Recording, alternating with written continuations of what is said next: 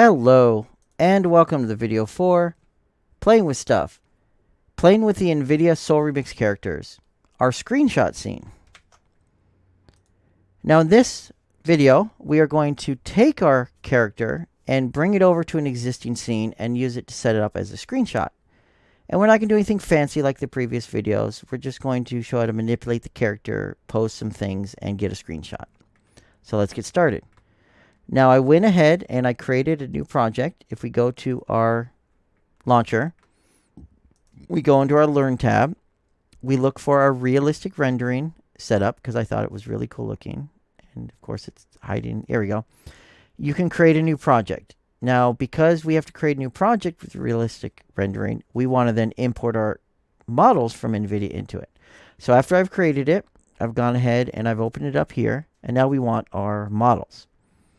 So in order to do that, we need to migrate. So here's the soul characters. We're going to want to get the male this time. So I'm just going to grab him, right click on him, and we're going to migrate. It's going to grab everything associated with him, and then we're simply going to put him into our project. So see projects, realistic rendering, content, and select. And that's it. Migration successful. We close that. Now we have a new folder called character in here, which has our character. Now at this point in time, I'm going to hit the G key. I'm going to hide all my extra gizmos because I don't need them. And we're going to drag our character into our scene and drop him. And there we go. Now we're done. We can take our screenshot. No, obviously we want it to look a little bit different, a little bit better. We're going to add a little bit of flavor to this. So our biggest issue is our character. Our biggest issue is we need a lot more oomph, but our character's kind of just standing there, and that looks silly. Now we could export him out, and we could repose him and make a new animation in a separate software, or we can just do it inside the editor.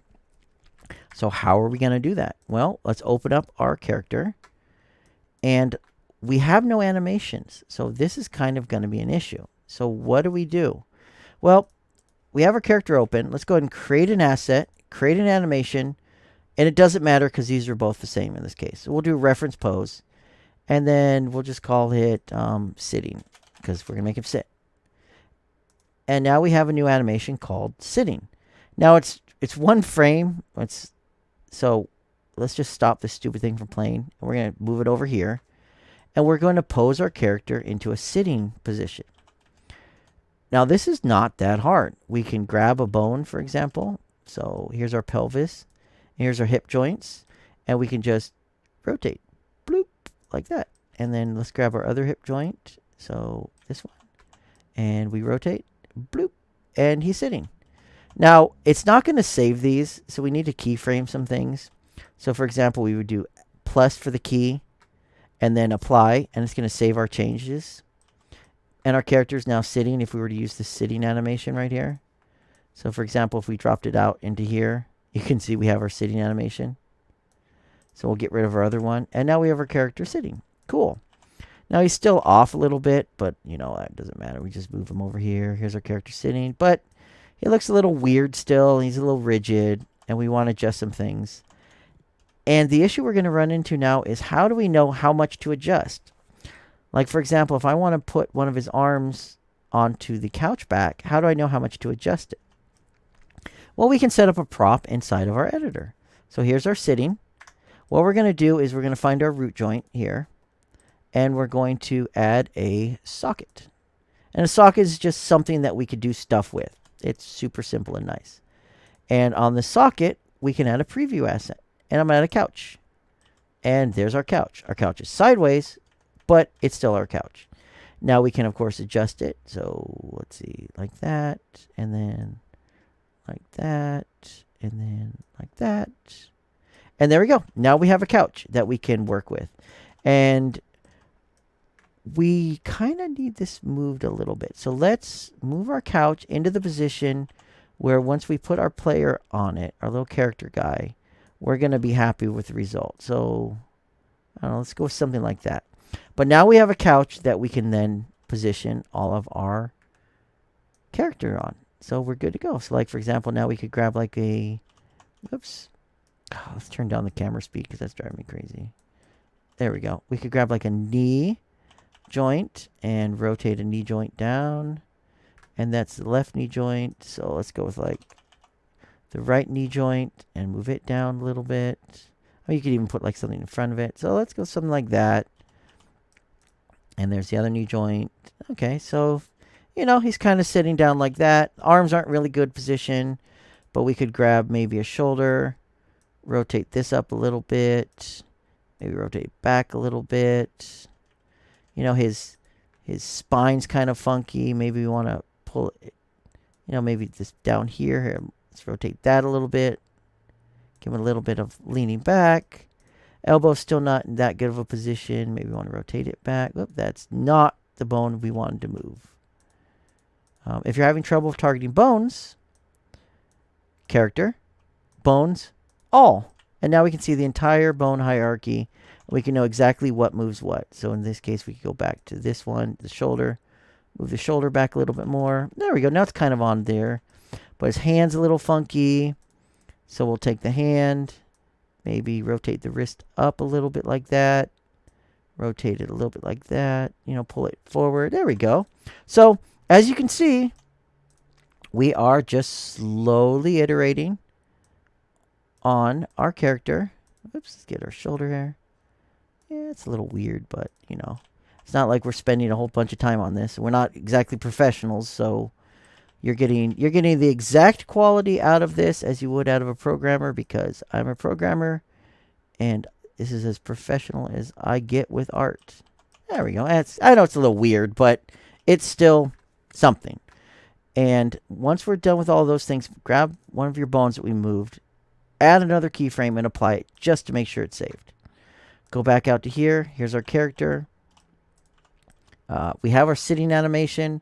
It hasn't updated yet, which is super duper annoying. But if you went and you changed this, for example, so we cleared it out and then we set it back to sitting, you'll notice he's changed. And we should get roughly what we want, assuming we've put our character in the right spot. You know, turn off snapping. Drag it down just a little bit like that, maybe. Yeah, there we go. I mean, it's a character. He's in there. He looks a lot better than standing up looking silly. So there's our first basics. Now we want a little bit more oomph. So let's do G. Let's grab our lights here. Let's try to grab our lights. Okay, stupid lights. Fine. I'll go over here. Let's grab our lights here. There we go. There's our static lights. And let's turn these to movable. And then let's give ourselves a different color. I'm going to give ourselves maybe something a little bit darker. Let's find our sky sphere. And whoops. We zoomed out. I hate when I do that. Let's go back in here. Let's find our sky sphere again. Not sky sphere, sky light. So we want our directional light. And find where he's hiding at. There we go. And rotate him. So that way we actually have more of a dark ambiance inside of our level. There we go. So where's our directional sky? Let's hit him to movable. And there he is. You know, give myself more words down. And then we have our sky sphere itself with our different textures like that. Okay, so we give ourselves a little bit more lighting. Now we've got kind of like this blue light coming in from outside.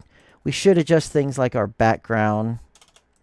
So like, here's our that's static mesh background. We have our actual sky sphere.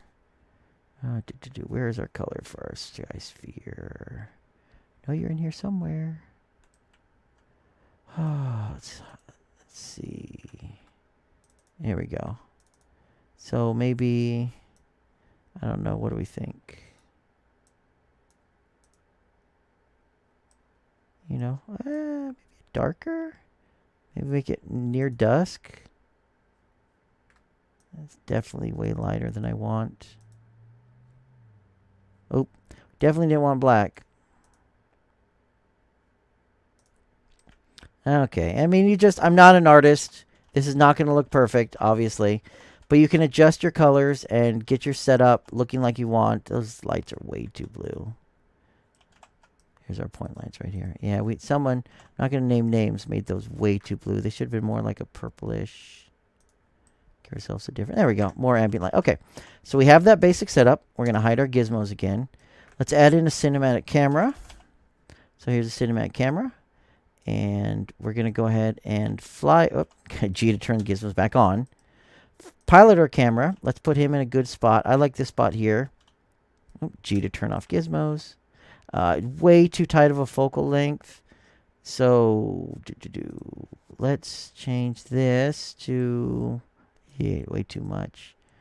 I don't know. Where's my trees? I kind of like getting a little foliage in here too.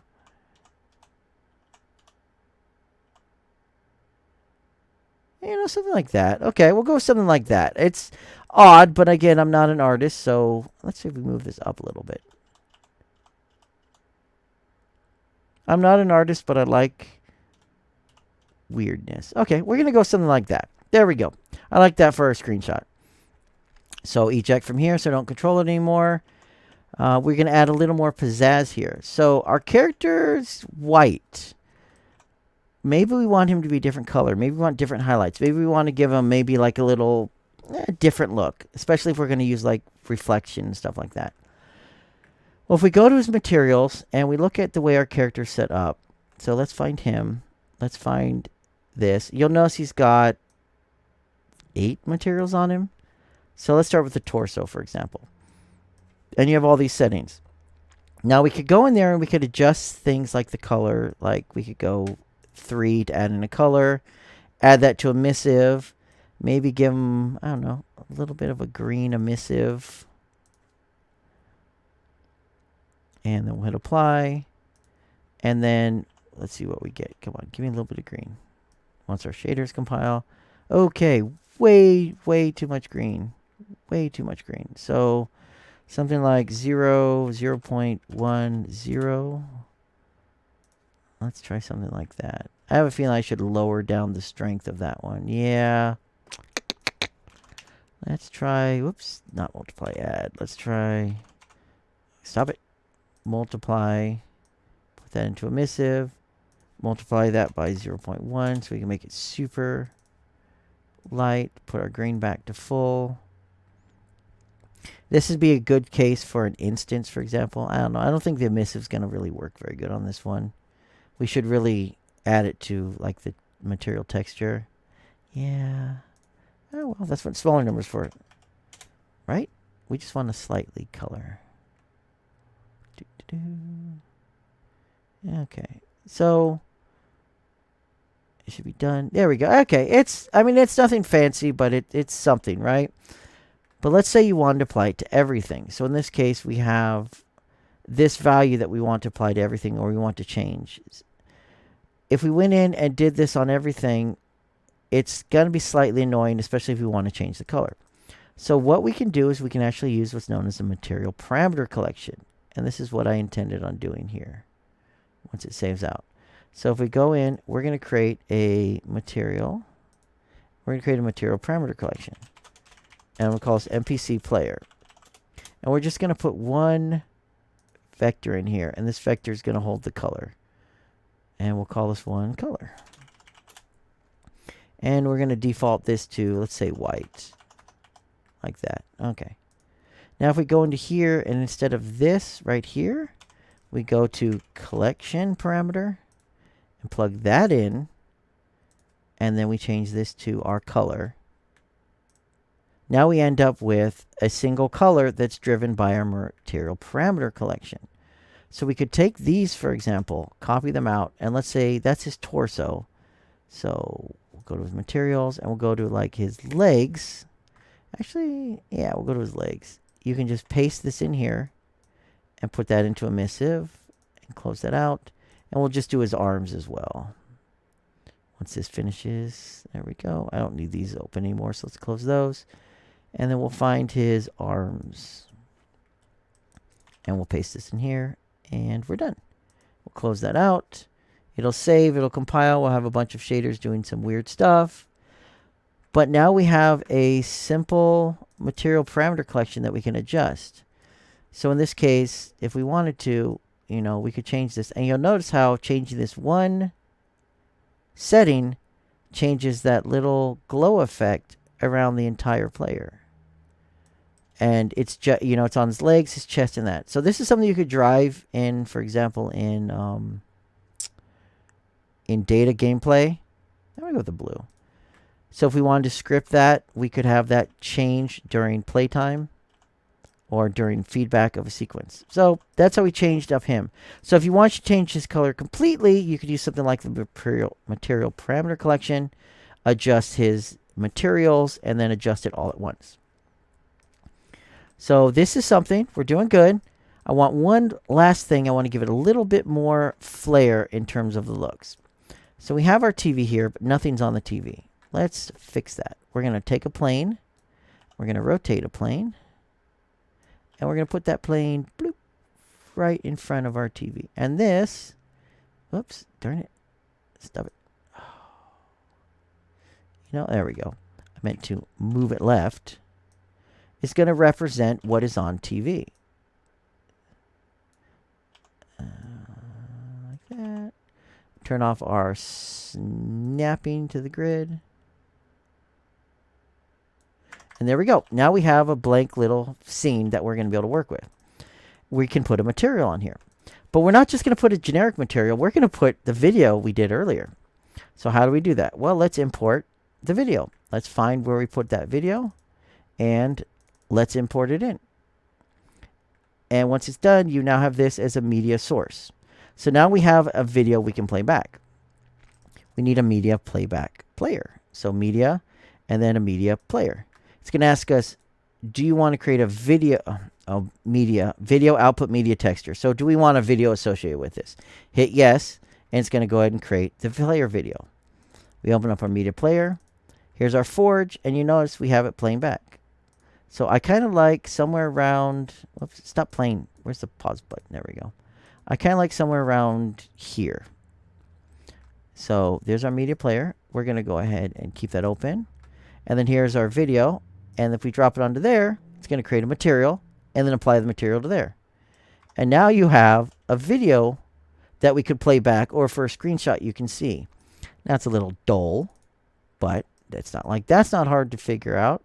So we'll go here and we will multiply into our emissive. And we'll see if we can brighten that up. We'll hit apply, go back to here. It'll finish compiling. And there we go. We got a much brighter. A little too bright. Let's try 0.8. And apply. We'll close. And when this is done, there we go. Now we have a little video that we've done from earlier that our player's watching. It's weird, though, because we have this giant orange thing, but we have no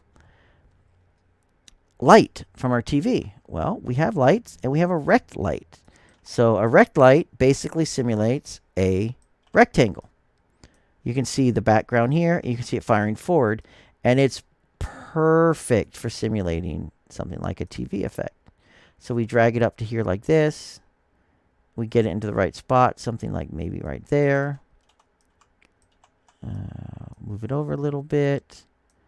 Like that. We have some options in here for settings. So color. But here's what's cool. Picker. And let's grab ourselves something like that. And now we got an orange color, which you can see coming out. I don't know. What maybe a darker orange? There we go. Now you've got like a darker orange that's going to end up coming out of this light. Might be a little too bright. So let's find that light again. Boop, right there. Let's try something. Let me see. Let's go with that. There we go. So there's a nice red coming out. Here's our light again. Attenuation radius. So this is how far out it's going to go. Let's go to something like a little bit more than that. Let's go with 250. And then the width. So how wide do we want this? Our height. How high up we want it.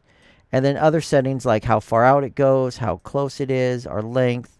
We just shorten this down so we get something we like. And I like that. It gives a nice shadow from there. It shows that the TV has some form of actual light coming out of it. we get a nice glowing effect. If we close this down, you can see we get a little bit on here. If we were to turn on ray tracing now, for example, we get some nice bounce lights and things like that. So we get some nice lighting effects off of there. We get a bit more of what we'd expect from the TV if it's glowing bright red like that. And let's find our lights. We're going to switch this all over to movable, so I don't have to deal with building. There we go. So now all my lights are set to movable, and we are good to go. Now at this point, you could adjust things, turn down lights, give it a night scene, give it more effects. But our point was to get our character, modify him a little bit, get him into a little bit of a scene, and then take a screenshot. So let's grab our camera actor again, and let's pilot him, because this is where we want our screenshot from. And you can see our setup here. We can go to the top. We go to high resolution screenshot, and then we take our screenshot. So in this case, take a screenshot. We open it up, and here's the screenshot that we took. And you see we have a nice little screenshot showing off our stuff. We've got our cinematic camera running. We can, of course, adjust things like the blur, depth of field, our focus targets, any of our lights. But this is a nice basic one. The nice part about high resolution screenshot is this is just our image here. This is just the size of our viewport. So if we were to make our viewport bigger, for example, whoops, that's not the right option. There we go. There's our viewport bigger, and we took our high resolution screenshot. We're going to end up with this one right here. And you notice its settings are 1920 by 1080, full screen for my recording. And it looks good. But we can do more. We have a multiplier. So you can drag this up and crash your computer. And it tells you, watch out. But let's say we want something bigger. Let's go with like 4. And we'll capture it out. It'll take a little bit of time. Once it's done, we'll end up with a 4 times screenshot multiplier. Pull those back up. And here's this one right here. Here's a 31 megabyte file. Much higher resolution.